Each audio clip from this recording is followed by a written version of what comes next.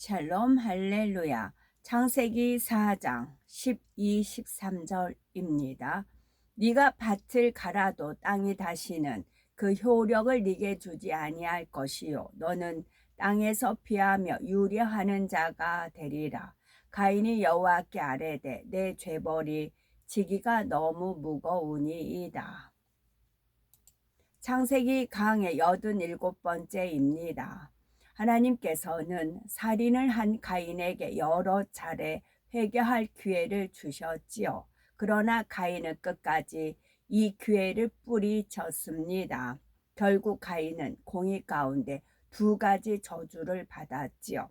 그 첫째는 밭갈아도 땅이 다시는 그 효력을 주지 않는다는 것이었습니다.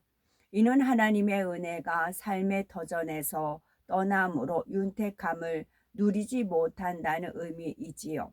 하나님께서 아무리 사랑과 능력이 많으셔도 죄를 지어 어둠에 속한 사람에게는 은혜와 축복을 주실 수가 없습니다.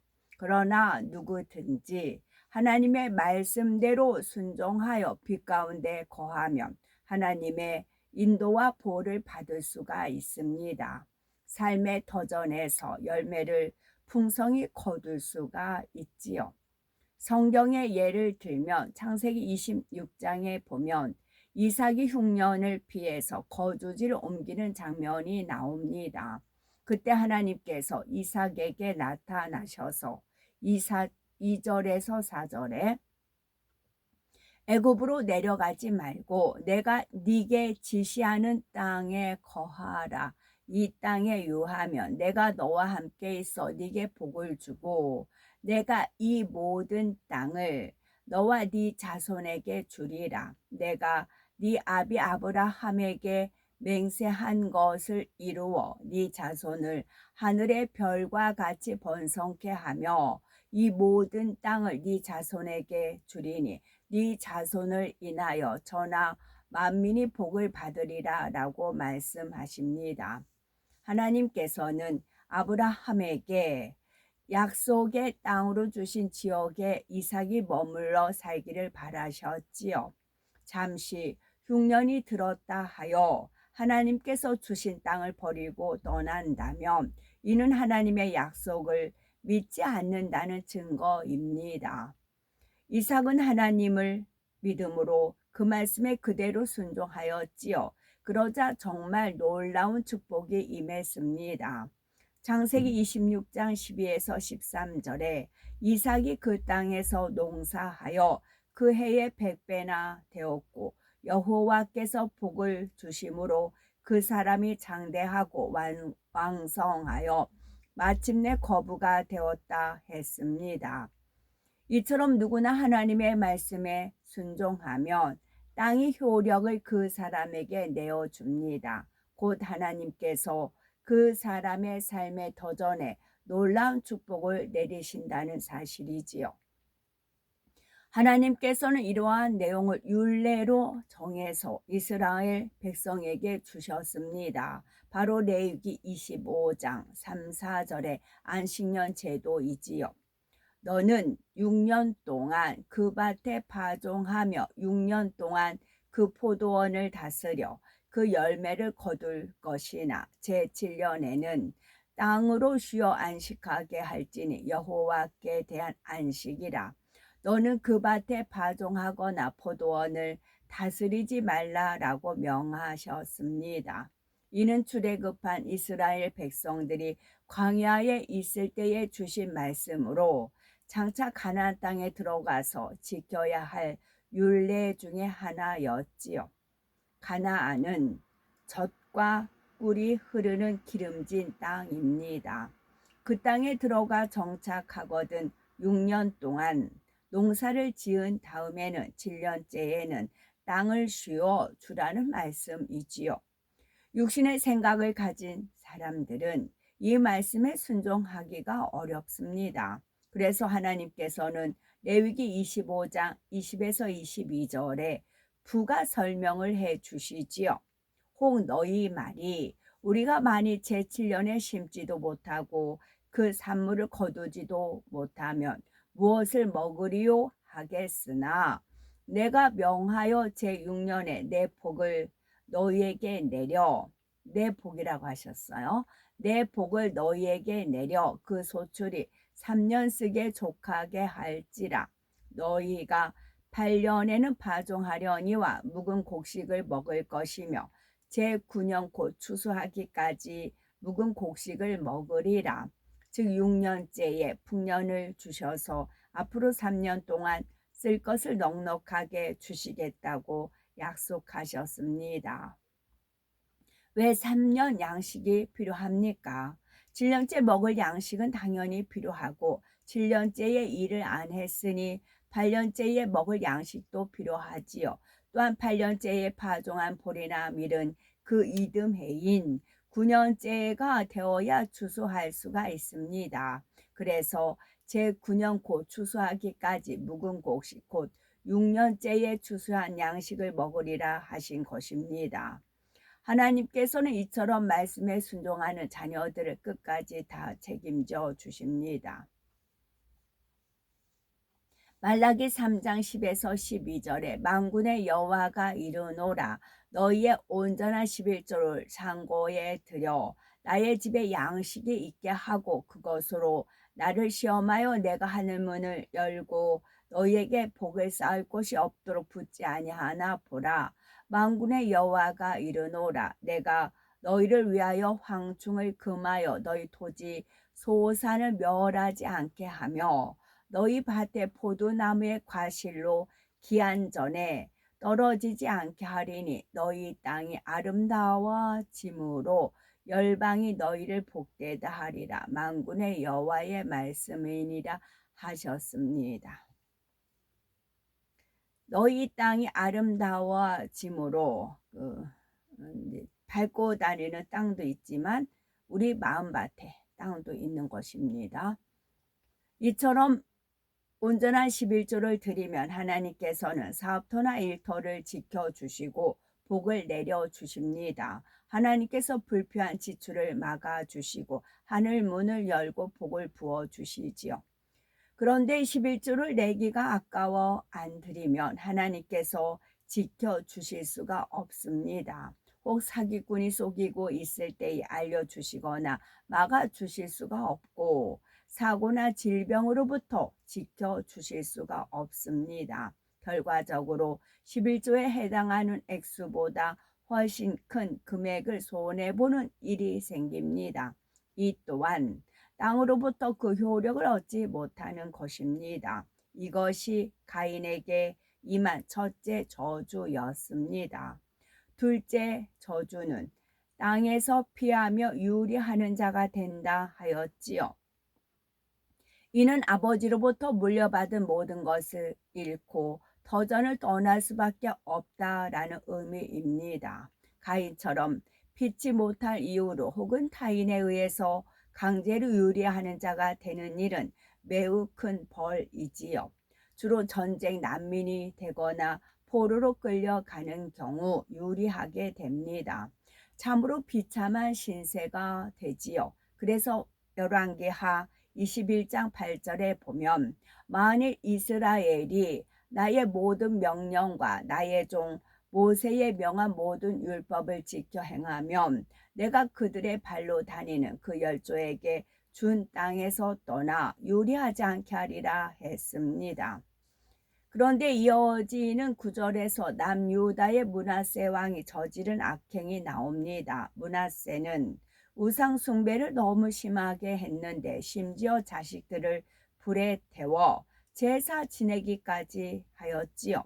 왕이 이렇게 하자 온 나라가 우상 숭배에 빠져들었습니다.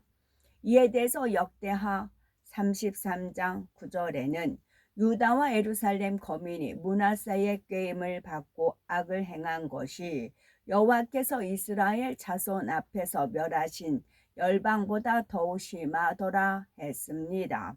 또한 므낫세는 무죄한 자의 피를 심히 많이 흘렸지요. 바로 하나님께서 보내신 선지자들을 핍박하고 죽이기도 했던 것입니다. 전승에 의하면 이사야 선지자도 므낫세 왕에 의해서 토부르 켜는 끔찍한 형법으로 처형당했다고 하지요.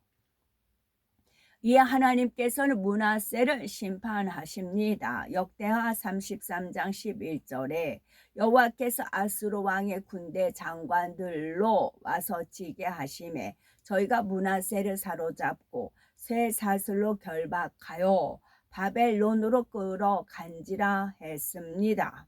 북이스라엘을 멸망시켰던 아수르 대군이 이번엔 유다를 공격한 것입니다. 하나님께서 보호막을 완전히 거두어 버리시니 예루살렘은 쉽게 함락되었고 므낫세는 쇠사슬에 묶인 채 바벨론으로 끌려갔지요. 한 나라의 왕이 적국의 포로로 끌려갔으니 그곳에서 얼마나 지옥스러운 수모를 당했을까요? 므낫세는 그제서야 정신을 차립니다. 역대하 33장 12에서 13절에 저가 환난을 당하여 그 하나님 여호와께 간구하고 그 열조의 하나님 앞에 크게 겸비하여 기도한 고로 하나님이 그 기도를 받으시며 그 간구를 들으시사 저로 예루살렘에 돌아와서 다시 왕위에 거하게 하심에 므낫세가 그제야 여호와께서 하나님이신 줄을 알았더라 라고 합니다. 므낫세는 이후 세 사람이 됐지요. 예루살렘에서 모든 우상을 제거하라는 명을 내렸고 여호와의 단을 보수하게 했습니다. 하나님께서 가인에게 내리신 두 가지 벌을 말씀드렸지요. 심은 대로 거두고 행한 대로 받는 이 영계의 법칙은 정확합니다. 심은 대로 거두고 행한 대로 받는 이 영계의 법칙은 정확합니다. 그래서 믿음과 선과 사랑과 의를 심으면 반드시 복이 임합니다. 믿음으로 심었어요. 선으로 심었어요. 사랑으로 심었어요. 의로 심었어요. 반대로 악과 죄를 심으면 질병, 사고 등의 시험 환란이 옵니다. 갈라디아서 6장 8절에 자기의 육체를 위하여 심는 자는 육체로부터 썩어진 것을 거두고 성령을 위하여 심는 자는 성령으로부터 영생을 거두리라 말씀하셨지요. 따라서 혹 어떤 문제나 어려움이 생긴다면 그 원인을 어디서 찾아야 될까요? 혹 어떤 문제나 어려움이 생긴다면 그 원인을 어디서 찾아야 할까요? 먼저는 내가 혹여 하나님 앞에 악과 죄를 심지 않았나 살펴야 합니다. 한편 나는 선과 사랑을 심었는데도 열매가 나타나지 않아요 라고 생각하는 분이 계신지요. 예를 들어 물질을 많이 심었는데도 물질 축복을 받지 못하거나 하나님 앞에 충성한다고 했는데도 범사의 형통함을 받지 못합니다. 이런 경우들이 있다면 먼저 자신과 하나님과의 사이에 죄의 담이 있는지를 돌아보아야 합니다. 죄의 담이 있는 한은 축복이 임하지 않기 때문입니다. 심한 육체의 일을 행한 경우에는 회개했다 해도 보응이 따릅니다. 이렇게 죄에 대한 보응을 받는 동안에는 축복이 유보가 됩니다.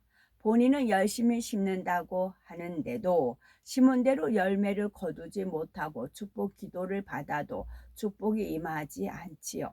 이런 경우 그 죄악의 형벌을 순위 받으면 결국 하나님께서 긍휼히 여겨 주십니다. 레위기 26장에는 이런 말씀이 나오지요. 이스라엘 나라가 망하여 백성들이 열방으로 흩어져서 땅에 유리하는 자가 되었을 때라도 이 말씀을 기억하라 하셨습니다. 40에서 레위기 26장 40에서 42절에 보면 그들이 자기 죄와 그 열조의 죄와 및 그들이 나를 거스린 허물을 자복하고 또 자기들이 나를 대항하였으므로 나도 그들을 대항하여 그 대적의 땅으로 끌려갔음을 깨닫고 그 할례 받지 아니한 마음이 낮아져서 그 죄악의 형벌을 순히 받으면 내가 야곱과 맺은 내 언약과 이삭과 맺은 내 언약을 생각하며 아브라함과 맺은 내 언약을 생각하고 그 땅을 권고하리라 말씀하시었지요.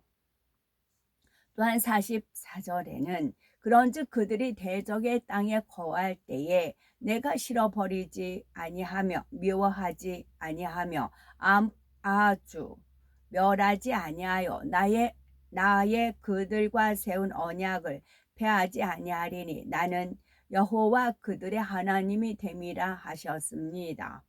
아무리 큰 죄를 지었다 해도 그로 인해서 마음을 낮추고 형벌을 순히 받으면 우리 하나님께서는 그를 싫어하지도 미워하지도 않으십니다. 또한 멸하지 않겠다 하십니다. 하나님께서는 가인에게도 구원의 은혜를 베풀어 주셨습니다. 우리 아버지 하나님은 사랑이십니다. 한 사람도 멸망당하기를 원치 않으시고 모든 사람이 구원에 이르기를 원하시지요.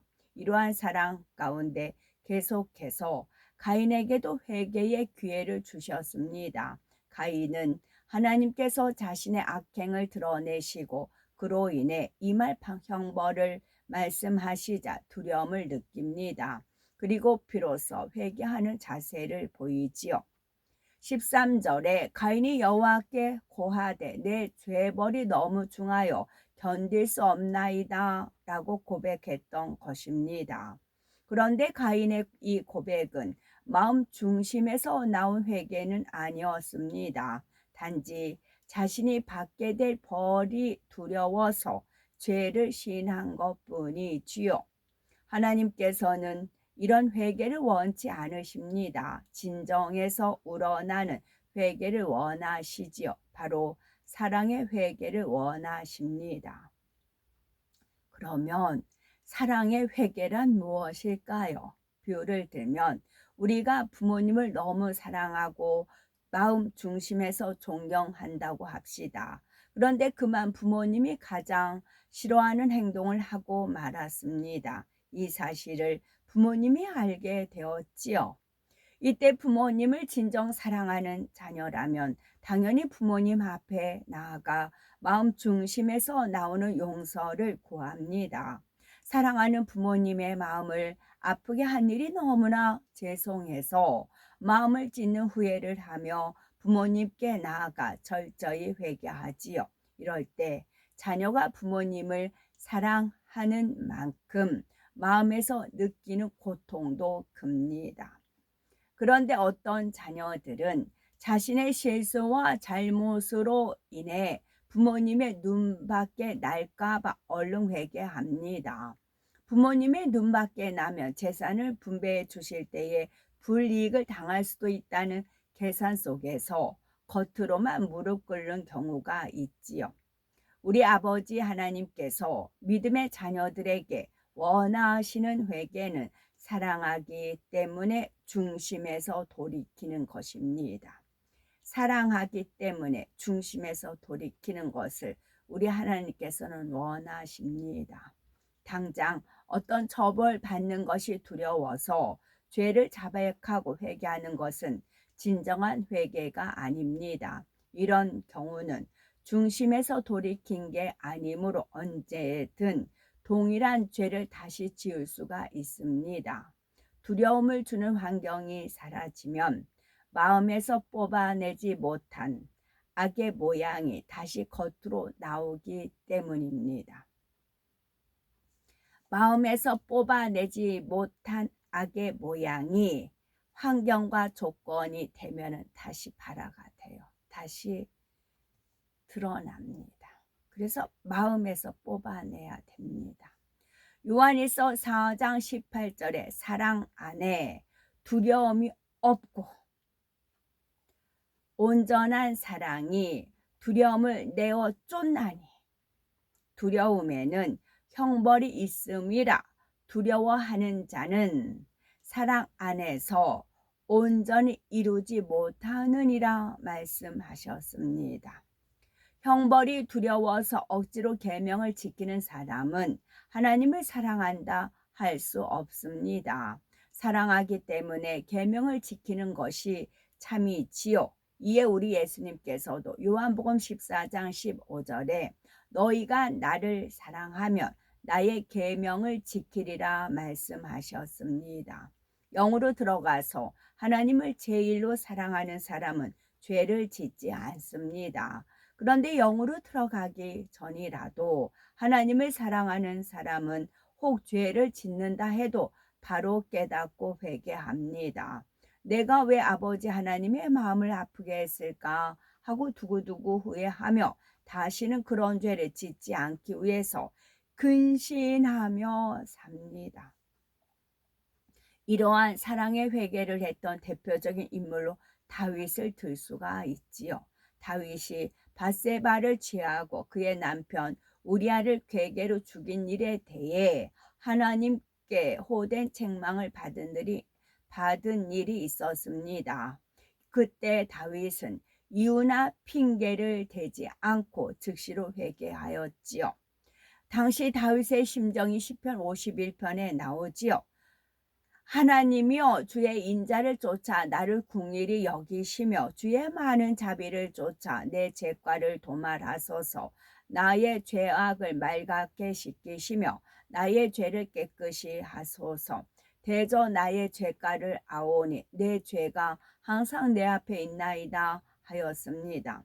자신의 죄를 솔직히 인정하며 죄사함을 구하고 있습니다. 다음으로 12절에 나를 주 앞에서 쫓아내지 마시며 주의 성신을 내게서 거두지 마소서. 주의 구원의 즐거움을 내게 회복시키시고 자원하는 심령을 주사 나를 붙드소서 하였지요. 다윗은 두려움으로 하나님을 멀리한 것이 아니라 오히려 어린아이가 엄마 품으로 파고들듯이 하나님의 은혜를 간구했습니다. 17절에 하나님이 구하는 제사는 상한 심령이라. 하나님이여 상하고 통회하는 마음을 주께서 멸시치 아니하시리이다 하였습니다. 다윗 자신이 중심에서 우러나는 사랑의 회개를 했기 까닭에 하나님께서도 들어주실 것을 확신하고 있지요. 우리 아버지 하나님께서 원하시는 회개는 바로 이런 사랑의 회개, 진정한 회개입니다. 당장 상황을 모면하기 위해서 입술로만 잘못했습니다 하고 중심에서 돌이키지 않는 것은 진정한 회개가 아니지요. 사람을 속일 수 있을지라도 하나님은 속일 수 없습니다. 원수마귀 사단도 육의 사람에 대해서 어떤 죄를 지었는지를 속속들이 알지요. 그래서 사단이 아직 사함받지 못한 죄를 빌미로 송사하면 하나님은 시험을 허락하실 수밖에 없습니다. 그 결과 행한 대로 받는 공의에 따라 값을 치르게 되는 것이지요. 가인도 중심에서 진정으로 회개하지 않으므로 범죄에 대한 값을 치르게 됩니다. 우리 아버지 하나님은 사랑이십니다. 행한 대로 갚아주시는 하나님의 공의도 결국은 하나님의 사랑에서 비롯되었지요. 공의가 결여된 사랑은 한편으로 치우치기 쉽게 온전하지 않습니다. 그러므로 우리는 어떤 상황에서도 하나님의 사랑의 끈을 붙잡으시기 바랍니다. 시편 73편 28절에 재밌네요. 시편 73편 28절 73 하면 10이죠. 28 하면 10이에요. 만점 만점. 하나님께 가까이 함이 내게 복이라. 내가 주 여호와를 나의 피난처로 삼아 주의 모든 행사를 전파하리이다 하였습니다. 하나님께 가까이 함이 내게 복이라. 이것도 만점. 내가 주 여호와를 나의 피난처로 삼아 주의 모든 행사를 전파하리이다. 이것도 많죠. 주의 모든 행사를 전파하리이다. 그러니까 이제 하나님을 가까이 함이 내게 복이라 했어요. 하나님을 가까이 하니까 하나님의 행하신 거를 알 수가 있어요. 그리고 내가 주 여호와를 나의 피난처로 삼았어요. 어떤 일이 있든지 주의 품에 안겨요. 주님 앞에 의지해요. 그러면 주님께서 도와주시는 그런 많은 행사들이 있어요. 그걸 꿀꺽하는 게 아니라 내가 말이야 하나님을 가까이 했던 이런 복을 줬고 내가 말이야 하나님의 피난처를 삼았던 게 아니고 주의 모든 행사를 전파하기 위해서 하나님은 하나님이 하시는 모든 일을 누군가는 전파하기를 원하세요. 그러려면 누군가 하나님이 가까이 와야 하나님이 행하시는 일을 전파할 수가 있는 거고 하나님을 피난처로 삼아서 하나님 품에 안겨야 하나님께서 하시는 역사와 모든 일들을 행하실 이제 전파가 되는 거지요. 그랬을 때 하나님께서는 만족이신 겁니다. 그래서 시편 73편 28절에 그래서 제가 나가면 그 말씀 여기 마무리 짓고요. 우리가 혹 연단 중에 있을지라도 시험을 당해 곤란 중에 있을지라도 하나님을 더욱 가까이 하시기 바랍니다. 좋으신 우리 아버지 하나님을 피난처로 삼으시고 그래서 아버지 하나님의 사랑 가운데 능히 모든 연단을 통과하심으로 정금 같은 믿음을 갖게 되시기를 바랍니다. 목요일날 제가 평택에 집회 그 연장 신청을 이제 제가 하기로 해서 제가 이제 가는데요.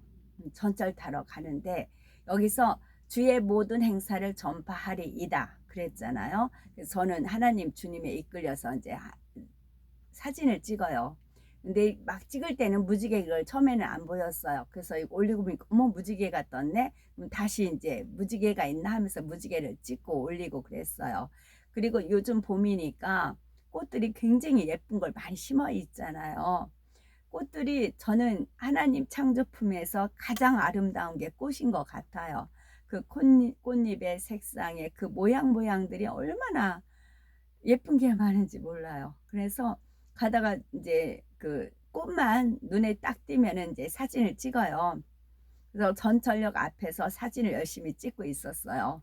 그랬더니 어떤 분이 여기 사진 찍어 드릴까요? 그래요. 그럼 아유 아니요 괜찮아요. 저 꽃 찍어요. 보통 그러거든요. 그랬는데 그 주변이 보니까 꽃밭이에요. 괜찮겠다. 아 좋아요 하고서 부탁을 했어요. 그분이 먼저 사진 찍어준다고 한 거예요. 그래서 그분이 이제 사진을 찍어줬어요. 당연히 누군지 모르죠. 저는 꽃만 찍다가 그분이 말을 걸은 거니까. 그래서 사진을 찍었어요. 그랬더니 타로 한번 보실래요? 그래요. 그 타로? 그 보니까 테이블 놓고 타로 하면서 몇 분 여자들이 있더라고요. 그 중에 한 분이었나 봐요. 타로요? 타로가 뭔데요? 제가 그랬어요. 그러면서 뭐 이제 제가 아예 타로를 모르는 것처럼 얘기하니까 그러더라. 저는 저 무지개 보는데요. 이제 그랬어요. 그러니까 내가 특별해서 무지개 본다는 게 아니라 저는 저 무지개 보고 사진을 찍는다. 이 타로하고는 관심이 없다. 그런 의도로 이제 말을 해. 저는 저 무지개 보는데요. 그러면 어머 어디 무지개요? 할 거잖아요. 아 그래요? 하더라고요. 그러고서 저는 이제 지나갔는데요. 지나가면서 느낀 게 뭐냐면 여기서 주의 모든 행사를 전파하리이다. 저는 하나님이 하시는 모든 일을 전파하기 위해서 전파잖아요. 전파하기 위해서 사진도 찍고 구름도 찍고 무지개도 찍고 꽃도 찍고 해서 이제 저도 보고 은혜 받고 해서 이제 올리잖아요. 그러나 반대는 타로, 점, 거짓 선지자들은 뭐를 전파해요? 원수 마귀 사단이 하는 행사를 전파한다고요. 두 개예요. 선과 악, 천국과 지옥. 그래서 또 거기서 상대성을 알았어요. 저는 저 무지개 보는데요. 이제 그런 건데, 그래서 이분한테 무지개 보라고 이끌기 위해서 한 말인데 전혀 관심이 없고 생뚱하면서 이렇게 이제 그러시더라고요. 그래서 아, 이들은 악한 영의 행사를 전파하는구나. 이들은 지옥 가는 거를 길을 열고 우리는 천국에 가는 길을 접어쓰는구나. 그런 깨달음을 아버지 하나님께서 주셨습니다. 아멘. 샬롬.